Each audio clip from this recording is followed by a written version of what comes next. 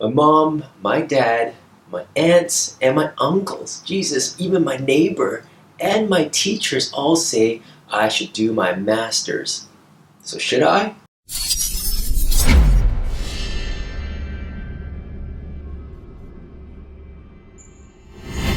Hey guys, it's Brian back at you with another video where my goal is to mentor you to a rewarding career and to help you create a life you're proud of. And in that endeavor, today I want to answer the question as to whether or not you should get a master's degree or some other postgraduate degree. And to that I ask, why are you asking? What's driving you to look into a master's degree? Do you really want to go back to school? And when I was wrapping up my undergrad program, I was asking myself a very similar question, whether or not I should pursue a master's degree or some sort of degree after I graduate. When I really think about it, it wasn't something that I wanted to pursue because I felt I needed it. It was something I thought I should pursue because I thought I had to do it. So my plan was to do some research. First of all, I talked to my science professors, and the thing that they told me was that yes, I need a master's degree, and if I really want to work in the States and be treated seriously, you might as well skip the master's altogether and get your PhD. But at the same time, I was suspicious of their advice because my follow-up question was, what kind of jobs could I get out there after I graduate, either with a bachelor's or with a PhD?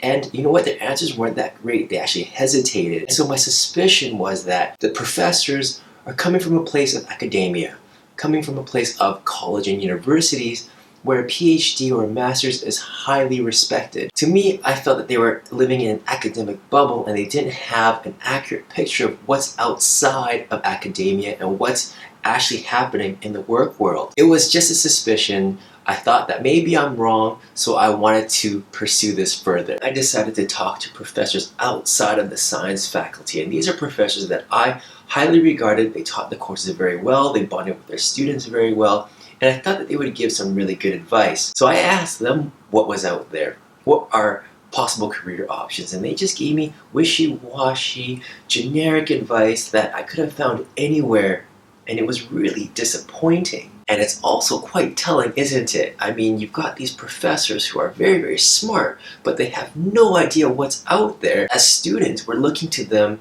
for advice. We're looking to them for some sort of guidance. And I realize that these guys don't really know anything else beyond their course material. Of course, I'm going to save that topic for another video altogether. And then in one of my business classes, the professor put up a slide on what the average incomes would be for the various degrees. I remember how disappointing that was. I think for a bachelor's degree, you're making on average about 40 grand a year. And of course, these are all stats in terms of right after graduation, so these are entry-level jobs.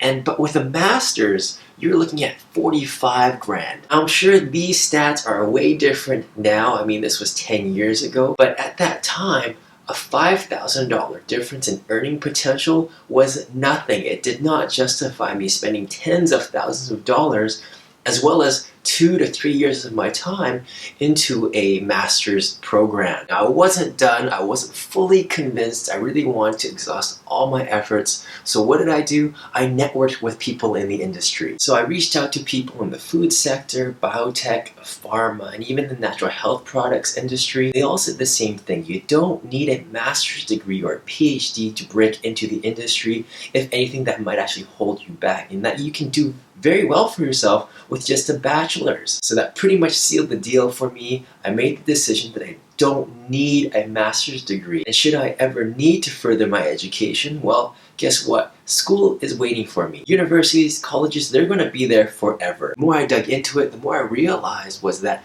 what I really needed right now is real experience. Provide way more value to me than me spending 2 to 3 years back in school and spending tens of thousands of dollars. So my plan was exactly that.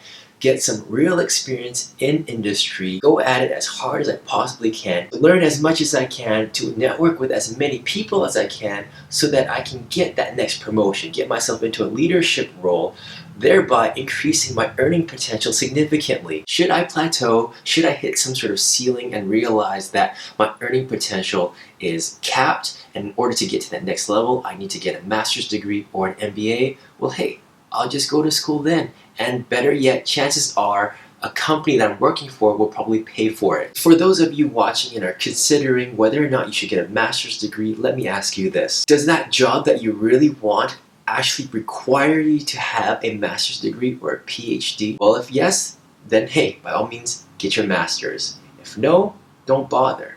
But if you're not sure, definitely start looking into it. Do your homework. Talk to people in the industry. Reach out to them and ask them what the requirements are. Otherwise, I say skip grad school and instead do as much as you can. Get as much as you can out of the degree you've spent slaving over the last 4+ years over. Okay, so for those of you who are thinking, all right, Brian, you've convinced me I don't need a master's degree, but I'm closing in on graduation and I don't know what I want to do, or I don't know how to reach out to other industries and to ask them about what the education requirements are.